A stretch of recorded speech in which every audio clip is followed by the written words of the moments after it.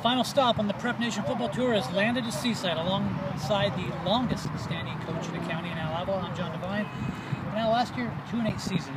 Didn't scare you away from coming back though? No.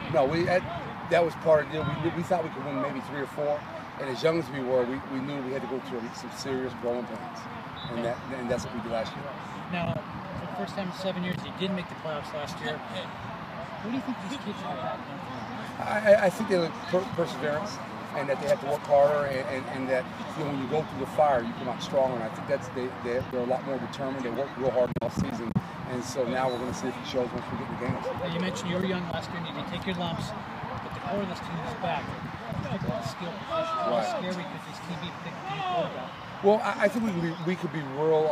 We could cause a lot of problems for everybody. It's just if we're able to block up front, and that's the key. If we can block up front, I think we could be like we were maybe a few years ago, 4 years ago, and be at a very high level. Are you still concerned at all about the defense? You told me that this has not been a typical Seaside defense over the last 2 years. No, I've always said we were the top defense. We were the most physical defense in the county every year. In the last few years, we've had a huge drop-off, which has been a difference as far as just winning and losing.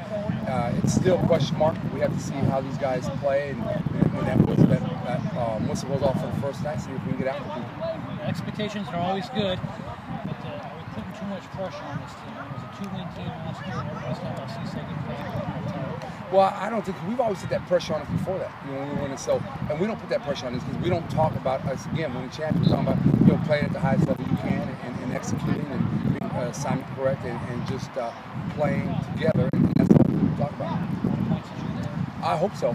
Okay, back for our final interview on Prep Nation's football tour. Graciously spending a minute with us is 3-year starter Joseph Jagabowski. Joseph, notice I didn't mention a position because you played quarterback last year, you were receiver as a sophomore, you're back to receiver this year as a senior. Are you more comfortable with that? I'm definitely more comfortable back at receiver, and that's where I feel I can contribute to my team the best. Now, you caught 50 passes, I believe, as a sophomore, although you did go for over 600 yards last year as a quarterback.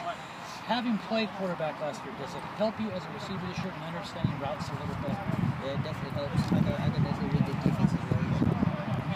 Hey, before we get out here, a lot of talent and skill positions. You're telling me there's 4 or 5 guys that catch passes on this team. A lot of expectations as well. Does last year serve as motivation for you guys to erase maybe that sour taste of the Q1 season? Yeah, definitely. We're definitely working hard, and we don't want to be hard as that. We're definitely working hard so we have a better season this year. Before we get out here, thank you. Humble as always.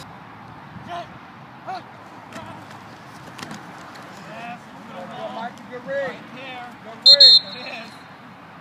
Good, Mike. Good job.